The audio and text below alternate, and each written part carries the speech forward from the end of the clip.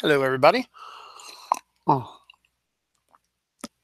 welcome to a brand new episode of the Comic Call. I'm your host, Dylan Lang, and I'm here today to talk about comics that I bought this week, the week of October 4th, 2017. Interesting week in comics. Big story in one of the comics here. So here are the comics that I bought this week. A big story and a bunch of other interesting firsts, and some generally some interesting stuff. Again, let me just reiterate, these are not all the books that came out this week. I cannot afford to buy every book that came out this week, nor do I want to read every book that came out this week.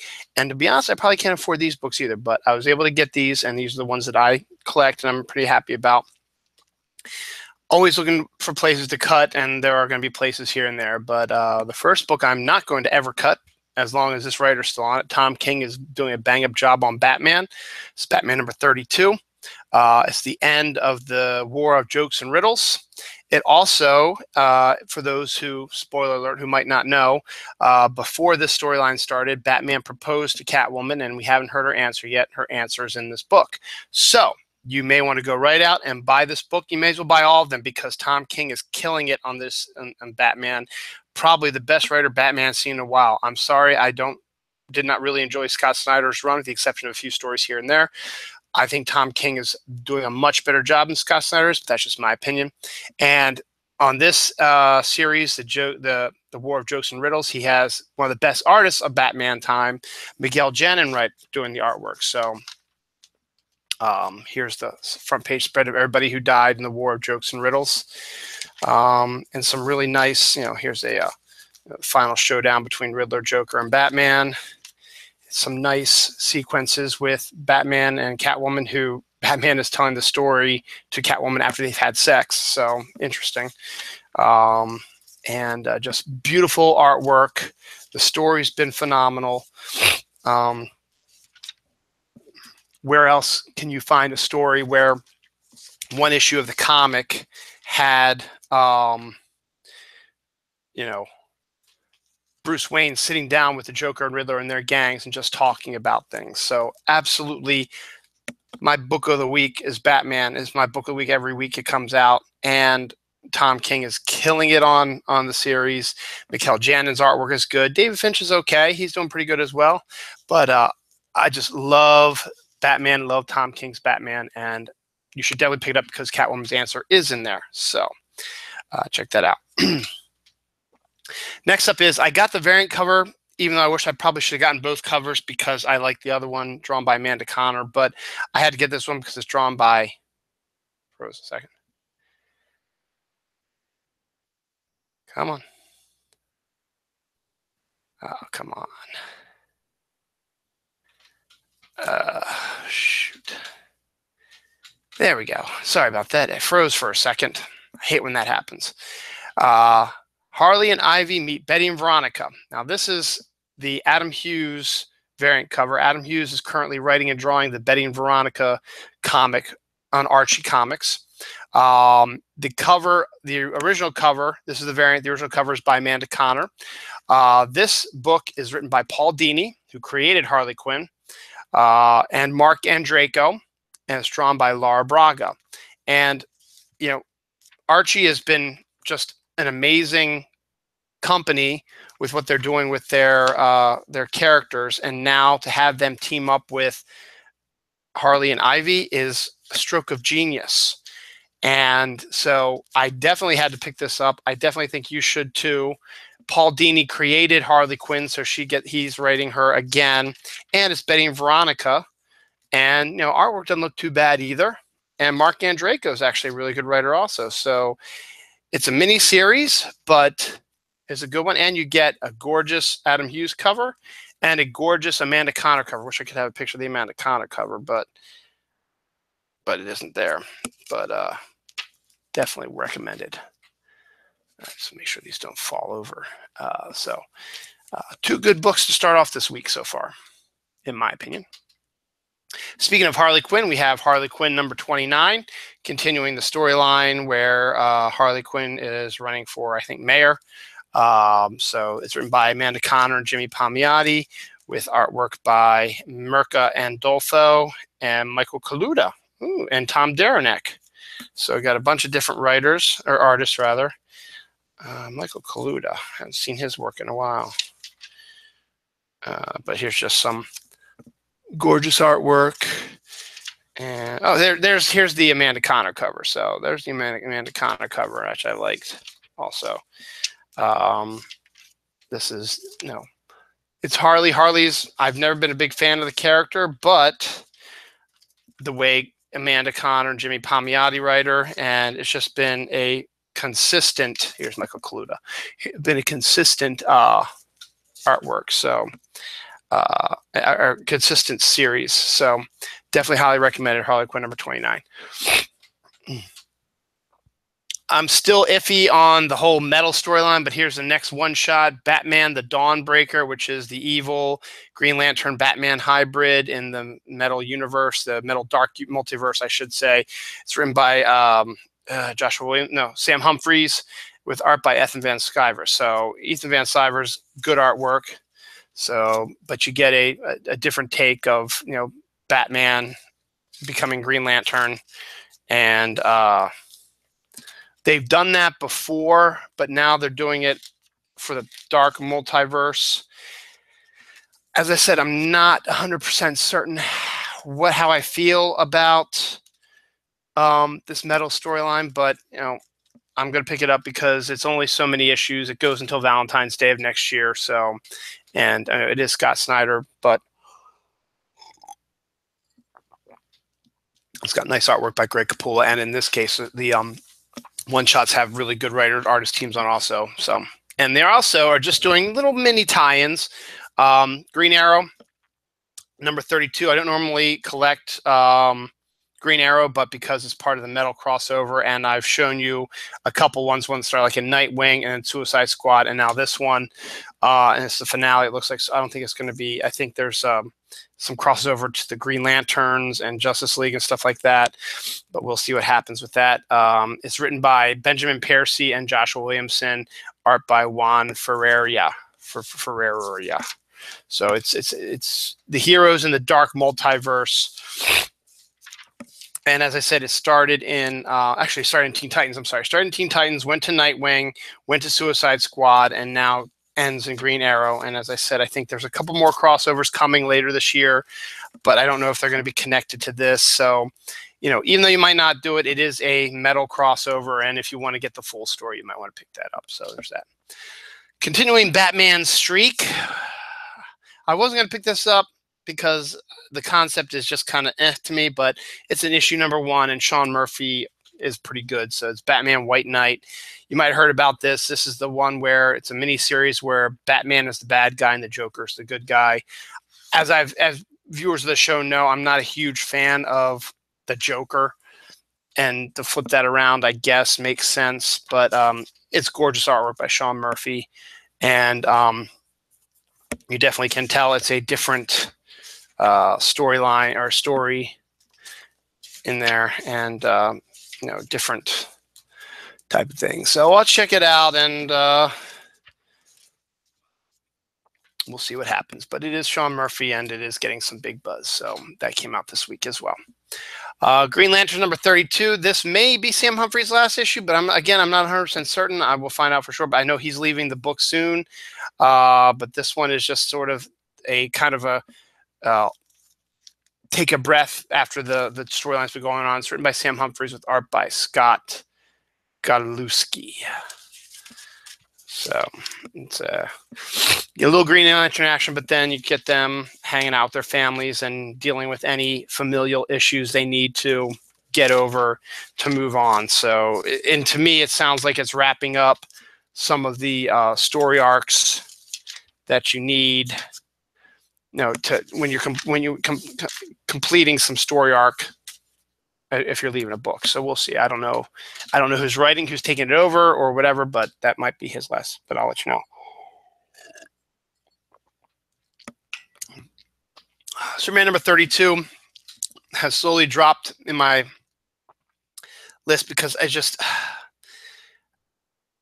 the creative team that's on Superman or was on Superman has been fantastic, and then all of a sudden they've disappeared for about 4 issues now. Hopefully, it's just a catch your breath type of thing, and that they're not done yet. But we'll find out soon enough. This is written by James Bonney with art by Tyler Kirkham and features Superman crossing over with Deadshot. So again, it's not Peter Tomasi and Patrick Gleason, but it's still Superman. Superman's been doing pretty good, but I kind of want them back. I know it's only been 2 months really since they were on here, but I kind of miss them, and hopefully they'll be back soon. Hopefully, I haven't heard again. That's something maybe I should try to do, is get more on the news and find out what's going on. Maybe get back into buying previews and find out for sure. But speaking of Deathstroke number 24 is 1 issue away from its double-sized issue number 25. Continuing the Defiant storyline. It's written by Christopher Priest with art by Diogenes Neves, and Jason Paz and Trevor Scott are the inkers. Is this the Ryan Sook cover? Yes, it looks like Ryan Sook's cover. So this one focuses on Kid Flash, who is a member of Deathstroke's Defiance team. But the Defiance storyline is all going to come to a head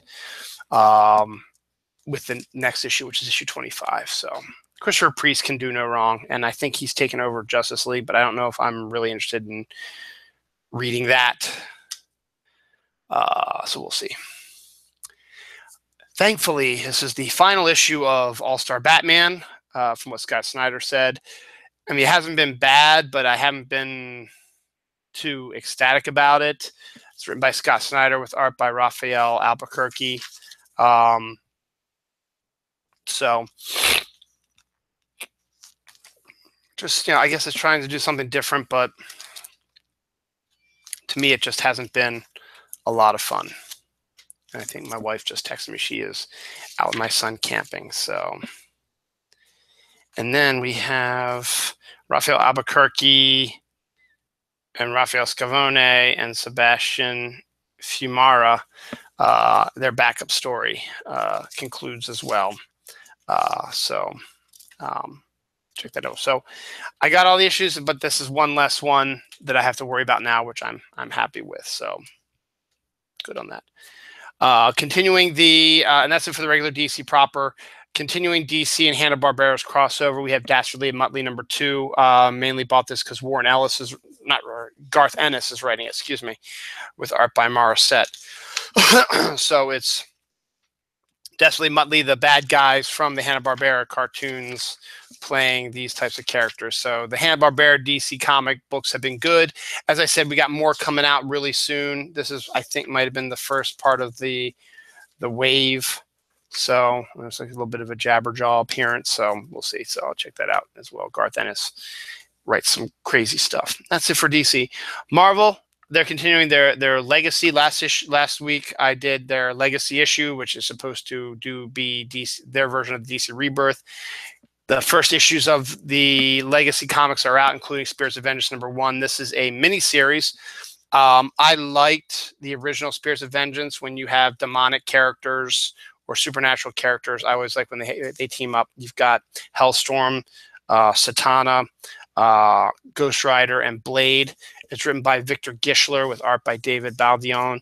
The art's okay, but it's just, I'm getting it mostly because of the characters and these new Marvel value stamps, whatever they mean. I don't know what they are.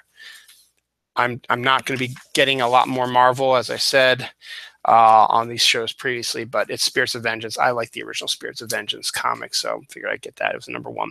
One comic I do like of Marvel's is Hawkeye. Hawkeye number 11 is out again. Kelly Thompson, Leonardo Romero doing a fantastic job with the series. Love the series, love the artwork. Highly underrated. Everyone should read this book. It's fantastic, and you have a nice female lead, which is fantastic. I'm probably going to drop this book soon, but I don't know. Astonishing X-Men number 4 keeps calling me back. This one is written by Charles Soule with art by Carlos Pacheco. I like his artwork. And this one is, continues the storyline that's going on in that series. So Good stuff. So here we go with that. Last for Marvel is their Darth Vader, number 5. I'm sorry. Yep, number 6, excuse me. Charles Soule again. Giuseppe Camuncoli and Cam Smith. The artwork is actually extraordinarily gorgeous in this book. And Marvel does a really good Star Wars comics. They get good creative teams on it. There's a Mace Windu one going on now, which is really, really good. This Darth Vader one, they just did a Darth Maul one. They've done a Poe Dameron has his own series. They did a Han Solo one. They've done C-3PO. They've done, it's been amazing. So the one plus of Disney owning all of them, you get comics like that. So that's it for Marvel. Now, last week I mentioned this, and sure enough, this week, as I predicted, it came out. Last week was the last issue of the Batman Shadow miniseries from DC and Dynamite. And I said that they're going to be doing a Dynamite series called Shadow Batman. Guess what? Issue number 1 out this week. It's Alex Ross cover. It's got 1 million covers on it. Dave Finch has one. Ethan Van Sciver, Dustin Goyen, Brandon Peterson, Bill Sienkiewicz, Howard Porter, and then there's a whole bunch of incentive ones as well. But it's written by Steve Orlando with art by Giovanni Timpano. So you get Batman and the Shadow together again, which is a no-brainer because the characters are so great. And they're very similar. So some good stuff. Let's see, I got to get the Shadow in here a little bit. If he even pops up in this. I don't know if, yeah, here he is. So that's out this week. Elsewhere, number 3, Image is doing a bunch of homages to the Walking Dead covers, and I kind of like this one, so I picked up this variant cover for Elsewhere number 3. Elsewhere is a great story written by Jay Faber with art by Sumeye Kezgig, who also co-created with Jay. It's Amelia Earhart and D.B. Cooper trapped in an alien world, trying to escape and dealing with all kinds of situations. So it's a very interesting concept. And the fact that you have Amelia Earhart and D.B. Cooper working together is amazing. So good. And as I said, this is the variant homage to Walking Dead. There are other covers, obviously. Centipede number 3 with a Francisco Francavilla, who did this artwork. Cover. Continuing the Atari books that Dynamite's doing. This is only the second one. Hopefully they'll be able to do some more. It's written by Max Bemis with art by Ion Maron. And I was leafing through it. I haven't read it yet. It looks crazy bizarre. And that's why I'm keeping buying it. Centipede was always a really interesting video game. And to turn it into a comic book concept is actually kind of genius. So looks pretty interesting too. So it's issue number 3 is out this week. Eleanor and the Egret number 4. After a long delay, it's finally here. Sam Keith takes his time doing the artwork, but hey, you know what? It's worth it because it's Sam Keith. It's also John Layman, and the main reason why I get it is because Sam Keith is finally doing a monthly book again. This for the Amazing Aftershock comics. So, and it's a bizarre, weird story which fits him perfectly after the Max, and John Layman has got a weird sense as well.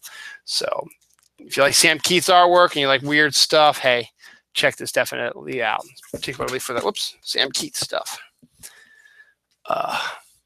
Still one of the best creators and one of the best books out there now. Motor Girl number 9 is out this week. Terry Moore has announced that January will be the return of Strangers in Paradise, which I'm so psyched for because Strangers in Paradise is his greatest work. But hey, Rachel Rising isn't too bad. Motor Girl's not too bad, and I haven't read Echo yet, but I definitely probably should check that out. But right now, we're here to talk about Motor Girl, which is a great series. Starts off with a strange premise. You see a woman with a gorilla in the middle of the desert with aliens and stuff like that, and you think, oh, okay, this is kind of weird. But then you go into like a dark, disturbing type of world where the woman is a former Marine, POW, who was tortured and may have brain damage, and the Gorilla is a figment of her imagination. Plus, you've got the government who wants to take over her land because the aliens are coming. And you got the crazy alien, Dick. So, great fun, great book, great series. Check it out. Motor Girl #9 is out this week. And finally, another great series that doesn't get enough love is Manifest Destiny. This is number 31. This is the alternate history book where Lewis and Clark, who are exploring the West during the 1800s, are actually discovering crazy supernatural things. And it's such a great premise. The creative team stayed on it forever. Chris Dinges, Matthew Roberts, and Tony Akins. So good artwork, good story, fascinating historical alternate history. Just a great series, and well worth it. And that is the Comic Haul. As I said, this is just a brief touching upon the books that are out this week. Go to your local comic book store, find out what other books are that came out this week that you might like. Or if you like these, you can pick them up as well. Or if you need trades to get caught up, stuff like that, or back issues, your store will probably have that too. If you don't know where your local comic book store is, go into your search engine, type in Comic Shop Locator Service, or CSLS. Go to the website, type in your zip code, and you will see a list of all the comic book stores in your area that have signed up for the program. Most of them have, though there are a few that might have slipped through the cracks.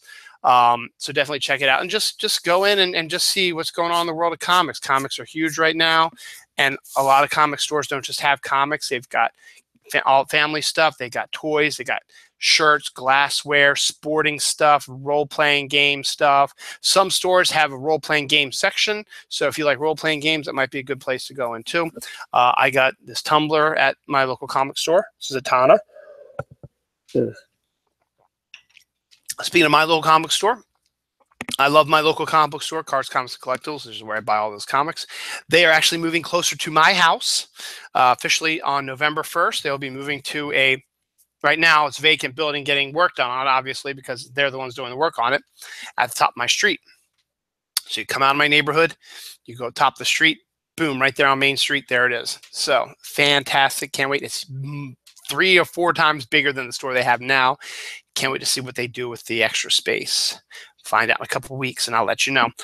Until then, stay tuned. My regular show, Dylan Knows, is going to be on Sunday. When I first started the show, Dylan Knows, it was Sundays at 12:30. I'm going to probably aim for about the 12 o'clock time frame. The Ravens, my football team, are in Oakland, so they're not going to play till 4 o'clock. My daughter and I are having a daddy-daughter weekend because my wife and son are camping right now. And we're going to do stuff tomorrow, so I'm not going to do a show tomorrow. Also, my friends, the Snark Alex, we got together making fun of Sci-Fi's bad movies. Well, Sci-Fi's got a bad movie on tomorrow, Saturday, I should say, if you're watching this on a delay, called House of the Witch, just in time for Halloween. So we're probably going to be snarking that as well. So got a lot on my plate, but my show, Dylan Knows, will be on Sunday, solo shot. Normally it'd be with MJ Khan, but he's really, really busy. So we'll get him in there in a couple weeks. My show will talk about all kinds of different things. There might be some comic book stuff in there as well. But this show will be back next week, probably going to be next Friday, because my wife gets paid, I get my bonus, and I get paid also, and we'll have a lot of money, and we're not going to have a lot of money on Wednesday when books come out unless I get my credit card covered. Then I might do it Wednesday, but I still might not do the show till Friday. So until then, take care. Go to your local comic book store. Buy comics, read comics, have fun. Just check it out, see what's going on. You might find something you didn't expect. Thank you, and have a great day.